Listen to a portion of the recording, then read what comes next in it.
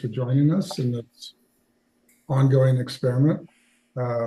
Lindsay has some topics that she's going to spring on me. Okay, my opening thought is not very thought through, but I'll volley it your way and we'll see what happens. Okay. So I was listening to a podcast that I sent you that you haven't yet listened to, which is an interview with Rick Rubin, who's a really famous music producer and a pretty cool contemplator about the nature of creativity. Okay. And this is definitely going to be a game of telephone with what he was saying. I can't say what he was saying, but what I took away was inspiring to me because he was laying out the way that creativity, we have this model of creativity that it like comes from the inside, but that he was saying it comes from the outside just as much. Like, in other words, the inside and the outside aren't separate. So the things that occur on the outside are the inside, and we can relate to them as if they're just as inspired as something that may come to our own minds. I don't know, it just did something where I was like, oh, like not just the energetic field I'm in, but the actual manifest field I'm in is a creative occurrence that is sort of in relationship with me. And so it made me think about how I think lots of times people think about spirituality as inner work, but it's like just as much outer work, and they're not different. So that's my opening postulation. Does that make you feel Yeah, I think that's largely what we've been talking about. That the notion of a separate self, which is divides that inner and the outer, is a fiction. Part of that massive movement of energy that I think Rick might be pointing to, which includes the inner and the outer, and that that created self, all of which, right? And that full energy, the totality, if you will, is itself creating those aspects. So the thing which is whole is creating the thing which is aspects.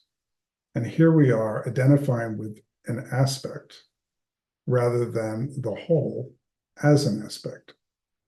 And this is, I think, what he's pointing to, which is locate yourself in the whole, understand that it's pushing and extruding reality through the aspect called Lindsay or Stephen. And that aspect then is not sitting outside of it, it's part and parcel of it. And now, where did we locate ourselves when we say, I create? So if it's the aspect saying, I create, I'm in a struggle now to find my way out of that identification, out of that aspect. And then people say, well, I go into a flow state, and that's where creativity takes place. Well, the flow state is when we leave the aspect and we are in the totality, and then creativity takes place. But we're in that all the time. And that's the thing that is if you could say, is the illusion that we are burdened with. It's that there is sometimes we're in the flow and sometimes we're not. But to me, we're always in the flow, and it has an undulation, a expansion and a contraction. It can go deeper, wider. It can go more intense, more ethereal, right? So it has different qualities, you could say. And by the way, don't send me more podcasts, because I've calculated it, and it'll be at least 5 lifetimes before I have time to listen to all the podcasts that people send me. And here we are producing even more material just because we can, right? So it's so true. But this is a good one. Yeah, of course. It's broken record, and typically Rick Rubin is the host, but in this particular episode, Malcolm Gladwell is interviewing him, and it's lovely. gosh, for some reason, I just find that so relaxing in this moment. Mhm. I mean, it's so simple. These things you sort of, or I sort of realize them over and over again, but it's so great when the realization Mhm. happens over Mhm. again. So in this moment, I don't know. It's like I don't have to do it myself. There's the skin is permeable. Mhm. So everything that's arising is taking care of reality as much as I'm taking care of reality.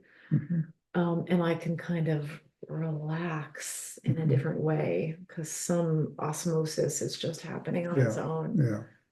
But what I think what's curious to me is how much of our time and attention, if I can say, use those terms, because I think both of those terms are actually constructions, including attention, by the way. We use so much of that life construction on the division, on the anxiety, on the neuroses, on the how am I doing? Am Mhm. I being creative enough? How do I compare to you? Do I have enough? Do I have too much? Am I a Mhm. good person? Am I not a good person? Right? So all this is taking place in what appears to be an unconcerned universe, a universe that is immensely creative, but doesn't have a moral or ethical wraparound around that creation. So it can create war, it can create peace, it can create all the qualities that we see. Well, I kind of think that there is a directionality and thus sort of Mhm. an ethical wraparound, but I'm not sure on Well, that. But no, anyways, but connect the two, directionality and ethical. so, maybe you engage in an act of war or you take some action that reifies your separate sense of self. Mhm.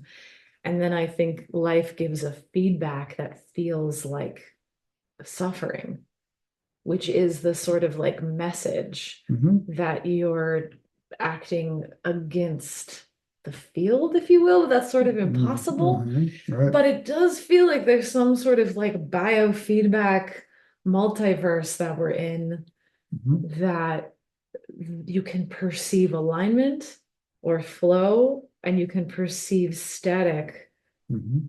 or resistance or something if you're, and it seems like the more I'm identified as the field, as the all, as not separate, Mhm. I don't experience that kind of static.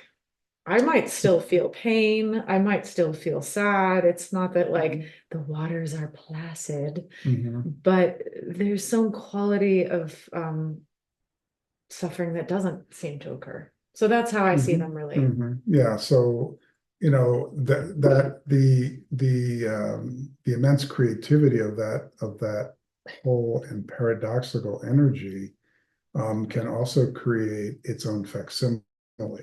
And so this is where it can get very tricky. In other words, the difference between narcissism and non-duality, it's really hard to make that distinction, isn't it? And so this feedback loop that you're talking about, which is pain and suffering, is part of that movement, part of that refinement, part of that directionality.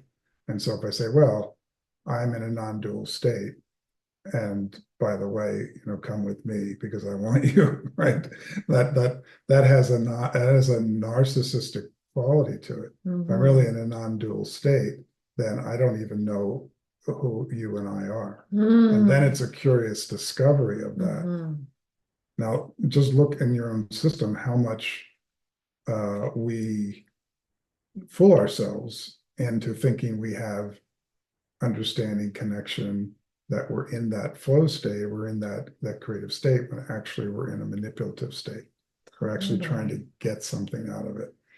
Yeah, you're making me think about just the quality of addiction versus alignment. Mhm. And so there's kind of two ways to, in a felt sense, dance, avoid suffering. And one could be this way, which is acting in alignment or letting go of separate identities and opening to something larger. Mhm. That would sort of like every time you made that choice, theoretically, in this idea, things would open up. But the other way is to just get more narcissistic supplies, do more things, like get more people to love me, take another hit of the cigarette, and just keep doing that. And you would also have the felt sense of like, I'm on the right path, I'm avoiding suffering.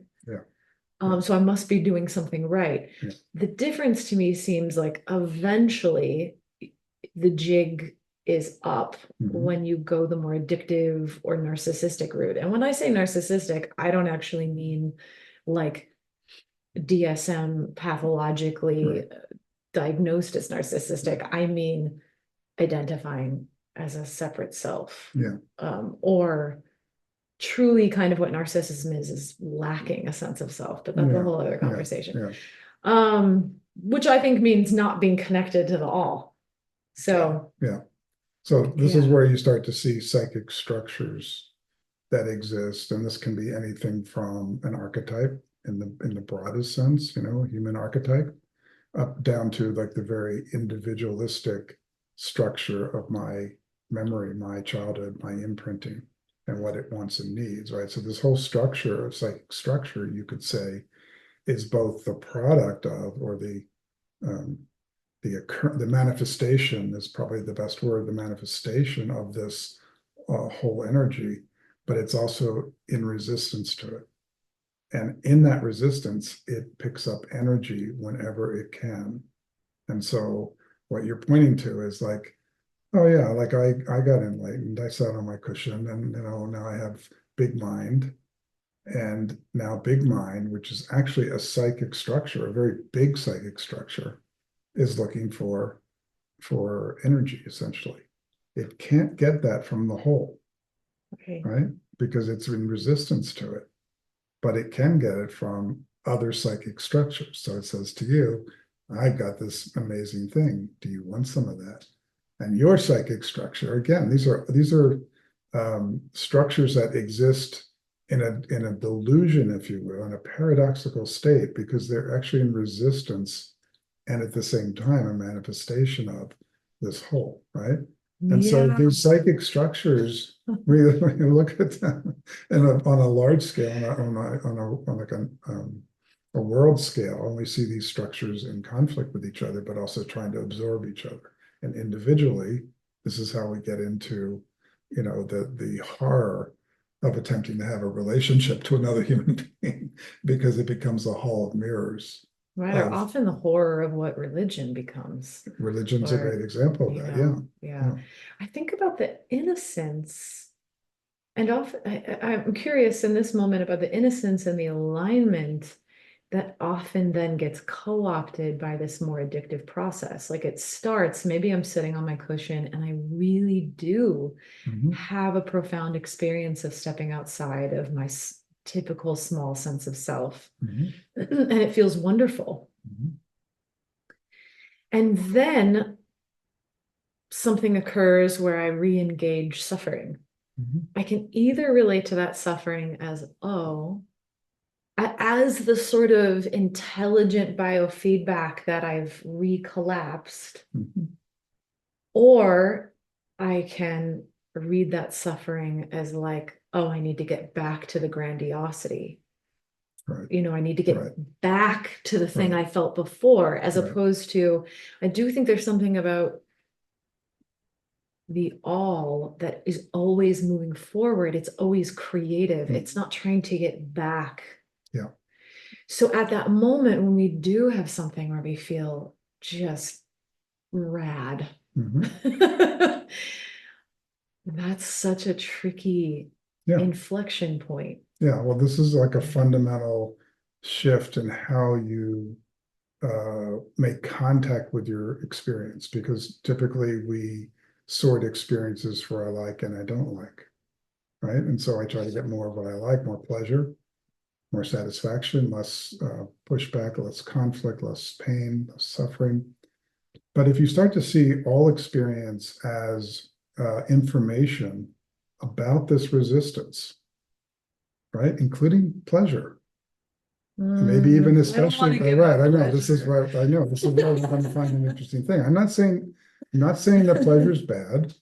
And I'm not saying avoiding it, Mhm. but what I'm saying is that while we are attracted to pleasure, we may not be attending to the information flow that pleasure gives us.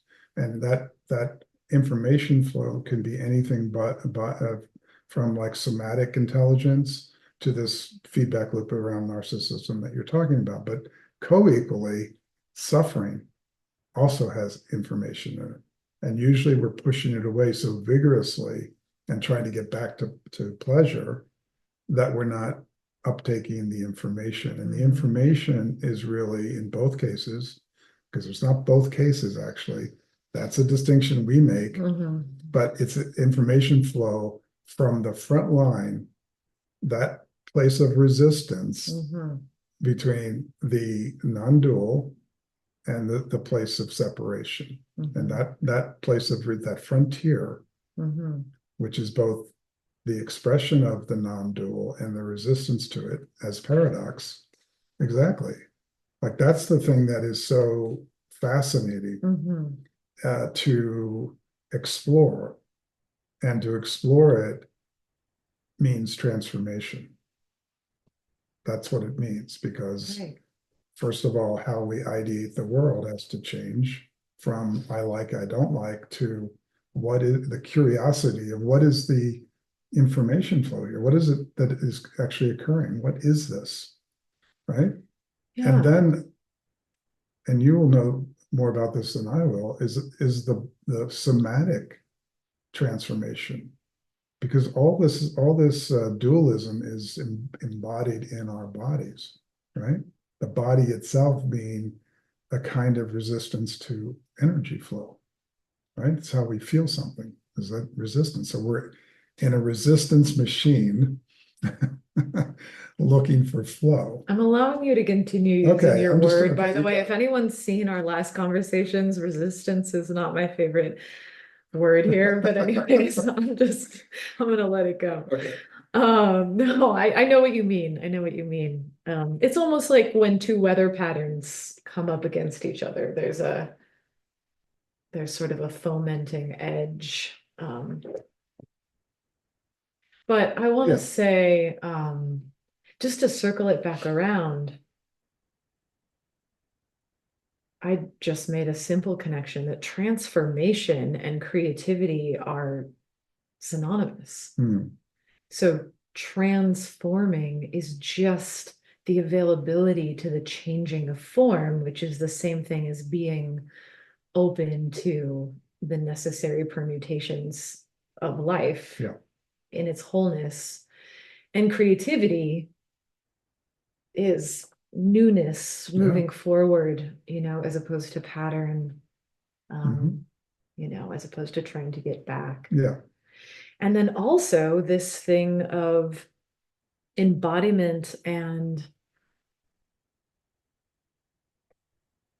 every piece of data, both from the inner world and the outer world, being the data with which we get information on the size of our identification. Yeah, so that those data points are a flow of information. Now the question is, how do I relate to that information? And here typically what happens is I gather that information into a new conceptual reality, right? So this is what you could say is transformation, is going from the old form, the collection of data, to the new form. But for those of us who are impatient with transformation, we notice that information is only part of what it is that we can contact. There's also exformation. So exformation is when you subtract information, that's what you get. The thing that you know, we could say, is information. The thing that you don't know is exformation. Whoa, yeah, so now I'm not so fascinated with information, but I'm actually very interested in the information and the exformation. Information I have pretty good access to, right? We can do the work of like paying attention to the rising of the mind, the sensory space, the somatic space, the relational space, even the archetypic space. So this is all information. And this is the psychic structure. Mm-hmm. But where the action may be is in everything else. Would you say that's similar to the idea of just increasing consciousness? So in other words, moving things from the realm of exformation into the realm of information? Which is an impossibility to do completely. Yeah, no, I think that the information standing alone as the universe, like this is our relationship to information, is like this information is a fact. It is a thing. It has thingness, right? I am, you are, right? This is But that's thingness. not what we were just talking about. We were talking about this like perceiving of just feedback on the edge of experience, not like solidified knowing. I consider information any data point that I experience kind of before I've codified it. Yeah. No, but the intake of that information is the codification.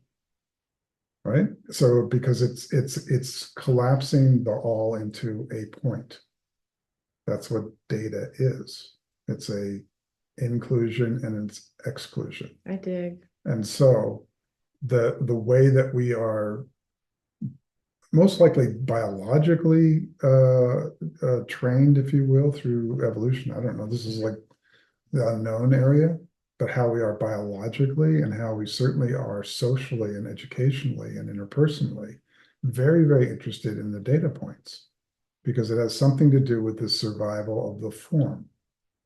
That form can be my idea, like I'm a Christian, you're a Muslim, and my idea is true and yours isn't. It can be like I'm a man, you're a woman. It can be I am at all, that I'm this body.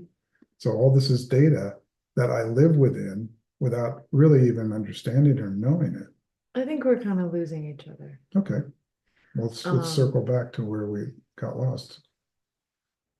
I'm talking about something before all that. Okay. That was exciting to me. I'm not talking about, I know what you mean, that I can sort of only perceive what my instrument can uptake. And the perception itself is sort of the like pinning of the little insect on my board, I get that. But there's I don't know, to me there's something exciting, creative, and I thought we were talking about a kind of generative process of living on that edge of perceiving what the data life is giving us and opening to it as a way to expand identification. It seems like you're talking more about something that's sort of resisting that process and solidifying, but I wasn't talking about that. I was talking about there's something about actually meeting and negotiating the information that is opening. Yeah, and so this is like being on a scenic drive and being so fascinated with the scenery, you don't see the dangerous curve sign. So I'm putting up the dangerous curve sign to say, as we get to that place you're describing, it has, we have the ability to capture that as a thing. Okay. And so it's a deconstructionist way of saying, caution, when we do that, we're losing that space that we're trying to describe. Yes. And if we're curious about that more than we are about how to reestablish myself in that large space, then we the ability to explore that requires a disinterest, if you will, in how I'm doing. Riddle me this. Yes. In the analogy you just created, I was looking at things more like I'm driving along, I'm looking at the view. The quick curve comes and I drive off the curve. That is the data. Like they're kind of, you're almost saying that we can do something on our own to like prevent that from happening. And I'm almost saying that we're no separate from the entire bubbling data field, and the driving off the road is the data that we gloss the road. Yeah. So that's, yeah, if we get lost and enamored with the view that we're using as a metaphor here, then yeah, we're going to drive off the road. That is information that we got identified with or got stuck in or like tried to absorb into our psychic structure, the thing that we're encountering. But if we are, let's say, not so interested in the view, maybe a better analogy is like I'm taking my Instagram pictures of the view while I'm driving so I can post it, right? You know, some level of distraction from the essential occurrence. So I'm just saying, like, it's really a question of not how do we do this, but how do we not do the thing that we're used to doing? And what's the result of not doing, right? What's the result of not being infatuated with information? Is it that we now can apprehend the exformation and the information, that we can actually see that we're actually in a field? It's not what I'm getting to, it's what we're getting to, and maybe even the big we that we're getting to, right? So information and exformation begins to have a different quality. I'm not sure there's anything we can do. Mm-hmm. Maybe that's the crux of what I'm like getting at. Like, in other words, you just drive off the cliff over and over and you break a bunch of bones. And then maybe for many lifetimes, you're like, it's the fault of the road, or they should make better cars, or let's wear seatbelts, until you're just like, eventually the data, like you get it. You get enough of a data set to realize, like, oh, maybe I shouldn't be posting on Instagram while I'm driving. Yeah. And then it just naturally kind of like, oh man, I have the weirdest analogy in my mind that's like really inappropriate. That sounds like something we probably shouldn't like record for posterity. I'll try to think of a better analogy. I mean, now we have to have that. no, I have to have it. Okay, I'm just gonna say it. Okay, well now it's, I don't know, But we it's just just hope about we hope the editor will handle this one appropriately. I remember the first time that I saw a man's scrotum in the sun. And it was so amazing to see the lava lamp process of how it, I guess the sperm moved to stay cool. So there was this just like natural process of relating to the environment to like self-correct the situation. That's the that blew my mind. That was like in my young 20s at some like hippie gathering, and I was just like, Okay, well, that's probably a metaphor that I will not be using in the future, but I do appreciate the creativity of that. and But so what does that have to okay, do? so I'm gonna tie this in. So I'm not sure that there's anything, I don't know that there's anything to do. Like, you just bump up against what's not working, like, I'm getting too hot, and then you like naturally just, the system is just regulating itself. So I almost feel like as I like get the game a little bit more, as my perspective gets larger, and I'm like, oh, I think I'm seeing a bit more of the game we're in, or I just get excited and want to talk about it. But I don't know. Do you think there's a way to like, I guess maybe there's a way to like point out what the game there's a is? brilliant book out that's been in print for like 25 years and in like 14 different languages. And I hear the guy is really amazing that wrote it, although pretty obscure. It's called Doing Nothing. And it is that very premise that there is nothing to do, that the doer that is trying to do is simply misapprehending the flow of information, right? So like, I think I'm driving to see the sunset and to post my Instagram, but actually I'm actually driving to go over the side, right? So the directionality of life is not, it can't be known by the doer, so we can't game the system, but that we're constantly trying to do that. We are so neurotic. We're constantly trying to build systems in our minds and in our interpersonal relationships so that we can get to this place that we imagine is, the place of unity. The place of unity is already where we are, right? So Yeah, there's no and it's doing. aggregate. Yeah. But that's not, so this is where the fallacy of non-dualism, uh, which is also addressed in that book, by the way, but the fallacy of non-duality is that doing nothing space is the end all and be all. Like, that's it. Now we just reside in some cool space. People gather around us to, learn how to do it, the doing nothing. And then we get the pretty women, we get the money, and we get the white robes.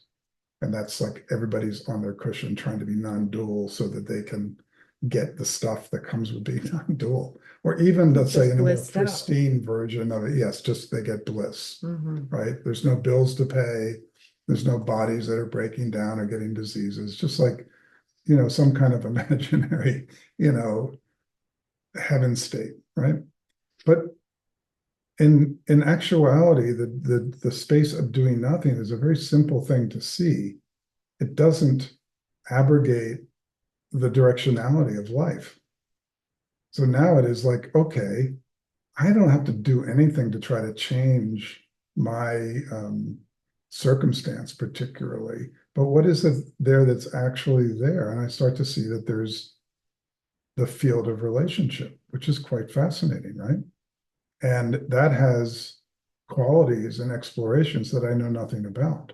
And I'm not talking about psychological explorations, although that is part of it, because, I discovered by doing nothing that I have bypassed all of my childhood trauma, all my, conditioning. Yeah. But then, you, like you said, you run into, literally or figuratively, the people and places and things that create an information flow. So my trauma meets you, I go, oh, I love you, I want to be with you. And you go, who the hell are you?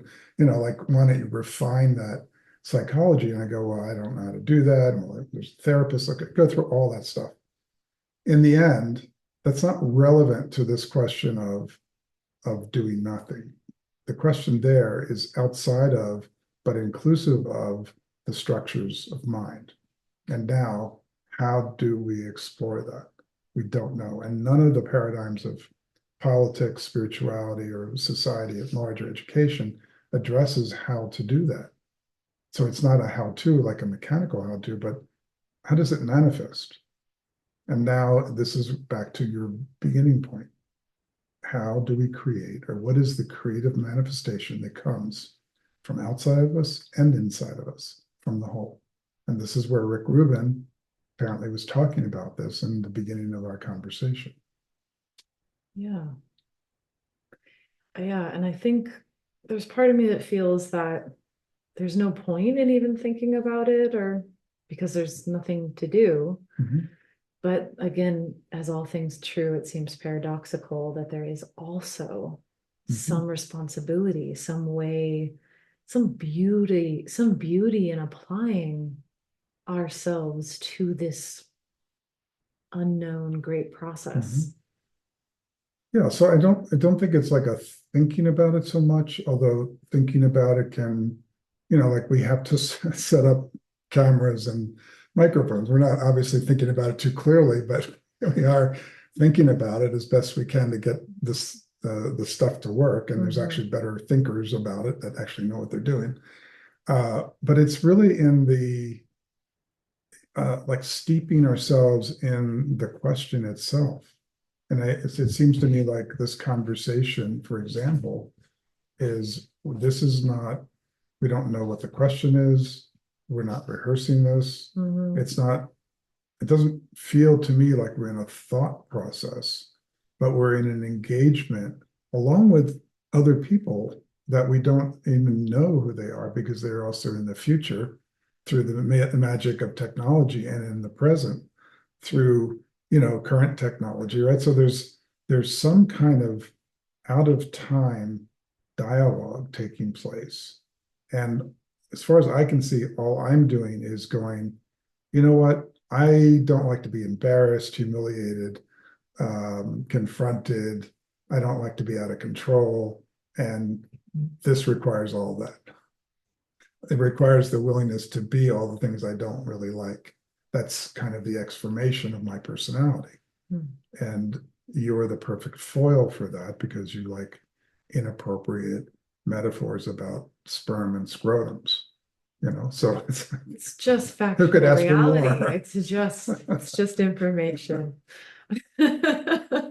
Or for me, exformation. So where do you see this Rick Rubin's field, creativity? Like, how do you see that being explored, both in this conversation and just in general? Because it's an interesting question to me. Yeah. I don't know. One of the things it got me curious about was like,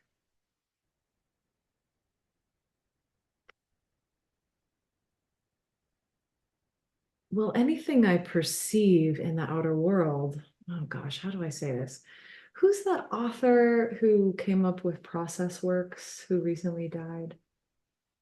He was like process works is a type of therapy. And I have no idea. we've read his books.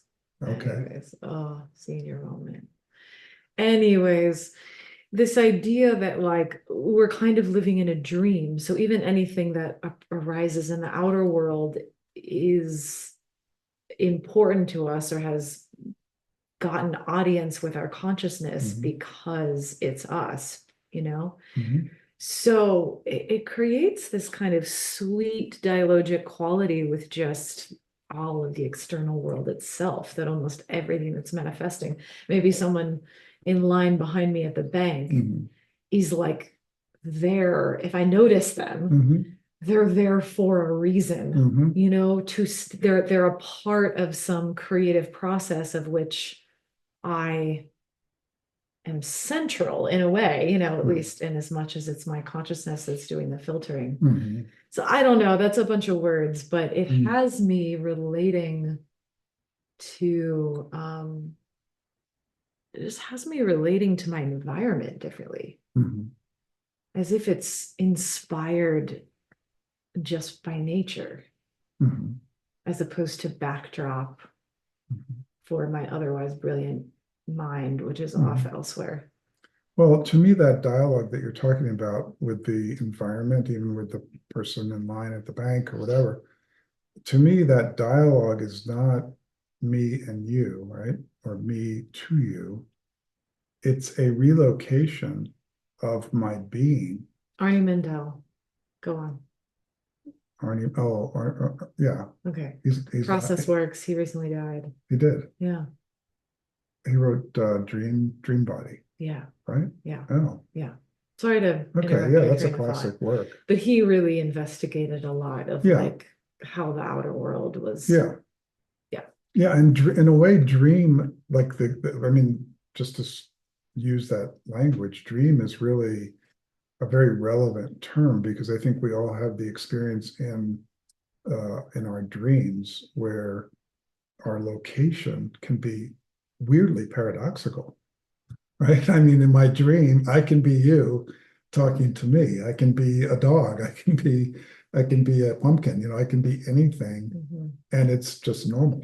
I mean, that's what's interesting about dreams is like they don't have the rules of physics and location. So if we begin to utilize that dialogic space as an opportunity to explore location. Am I really located here behind these eyes in this body, or am I located in the conversation with different intensities of attributes? Like I can feel more intensity here than I do here, but I can feel that you can feel, right? Because I can feel that I can apprehend all the movement. So this is to me, like, it's not a doing, but it's a curiosity and an exploration, an inquiry, if you will, into where am I located? Am I the environment? Now we can imagine, let's say, native people before textualization, right? Before language became embodied and disconnected from the mouth that spoke it or the ears that heard it, were intrinsically involved in their environment. It was just where they were located, and they had a body that had to be fed, right? So that's maybe that's an idealization, but you can imagine that the human being has the ability to have that. And you can also imagine that it lost that ability as we began to disconnect more and more cerebrally or conceptually, and how we started to build systems around that separation. So now, exploring the dialogic space in which I'm not trying to convince you of something, right? This is not my ideology I'm trying to convince you, but rather a conversation in which I'm listening deeply to what you have to say, but more importantly, I'm in the space that's generating the mouths that talk. And I'm attending to the different qualities in that energetic space, the contraction and the expansion. And then you can see this in these small group dialogues that we explore, where you have 10 or 15 people. And that exploration of the energetic space is much clearer because you're sitting there attending to that, listening deeply, speaking from that space, presumably. Now, the question is, can you live a life like that? I think you can. Yeah. Can we, right? Can we, and this is, I think, the experiment of the whole next culture conversation that we're having on this platform and in general is, how does that show up as culture? What does that look like to be attentive to the whole, but not disregarding the individual?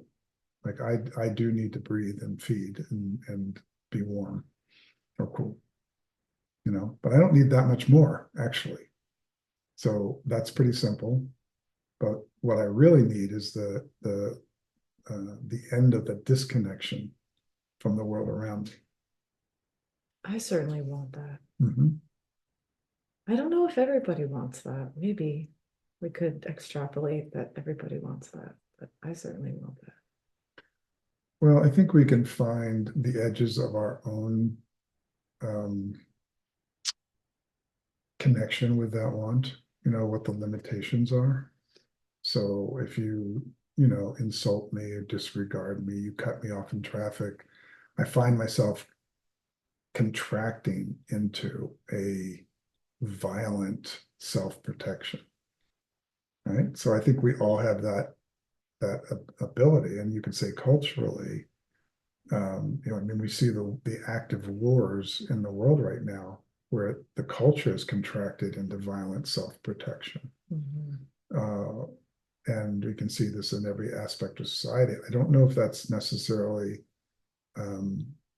immutable. And as we spoke before, does that have information? Is it as intelligent as an integration of, a loving society? This is what we're exploring.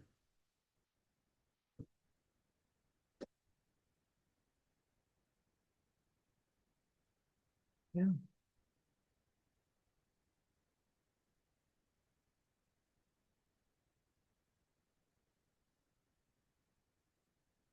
I was thinking earlier when you were talking about dialogues and our dialogue right now, that another term for that is intercourse, which Mhm. is, it's an interesting word because we have not yet used the word Eros in today's conversation, but obviously that's a theme of the series. And so there does seem to be something essential to stepping outside of pattern or moving into exformation, as you might call it.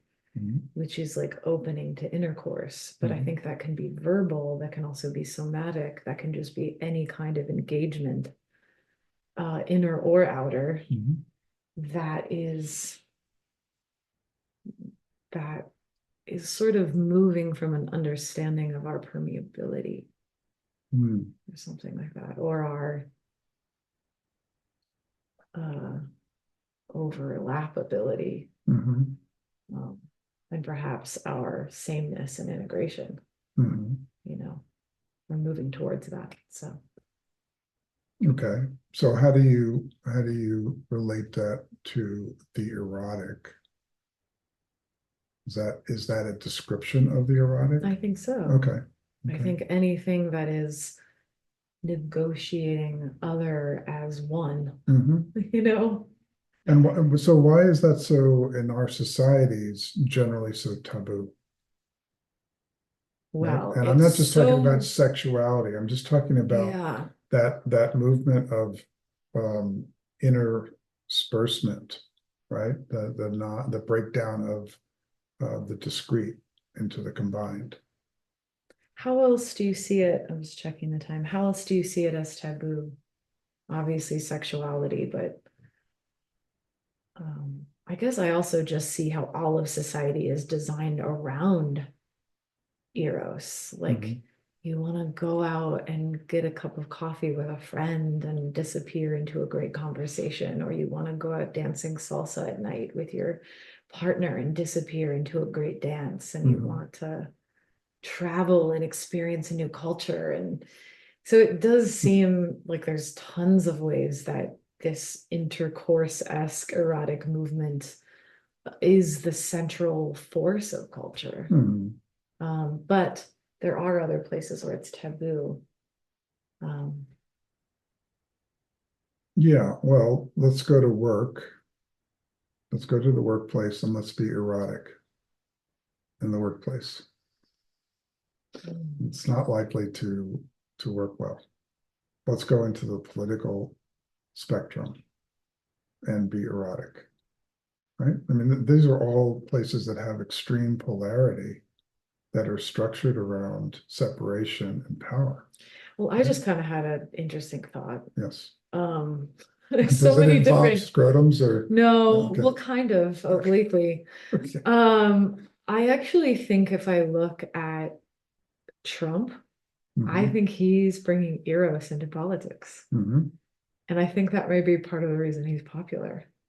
He's like grabbing pussies and hating people and, you know, moving instinctual energy in a way that is, I think, enlivening for a lot of people who don't feel that they are allowed to have their Eros be a part of culture. Right. No, this is it's a great, well, I don't know if it's great because it probably is a little bit hard to get through the sort of conditioned like or dislike. But to your point, if you just look at it energetically, that occurrence of the Trumpian candidate is a manifestation of a society. You know, he just happens to be the foil for that energy, right? So we can say, oh, it's Trump, he's a bad guy. But no, it's exactly what you're saying, which is that there's some energetic movement which is pushing into the structures violently, really violently. And guess what? Coming back at him violently now too, right? So there's this violent collision of reality with itself.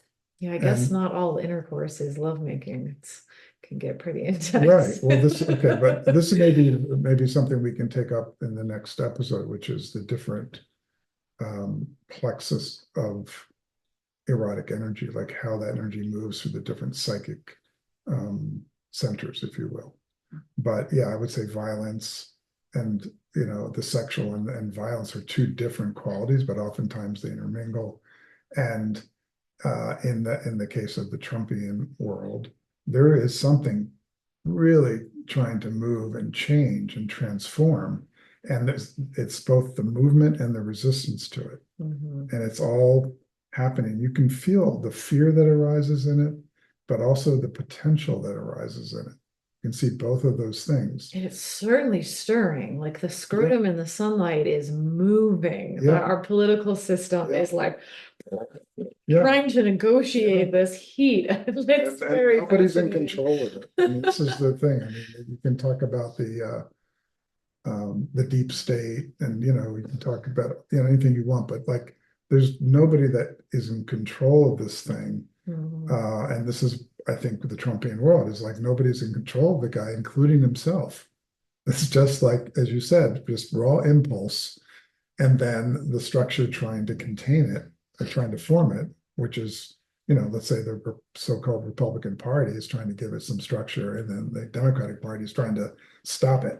So there's resistance and there's movement. And I'm not saying he's like some messiah or anything like that. Like take away the overlay. Well, you could call him a messiah, and you could call him the absolute manifest narcissist. Yeah. Regardless. The Antichrist Christ. But you see, it's like, it's not him and it's not the anti-him. It is the energetic movement, which is a really good example of a structure that is changing. And we can see the structure, but can we see the space around the structure? Can we see the energy? Can we see the exformation?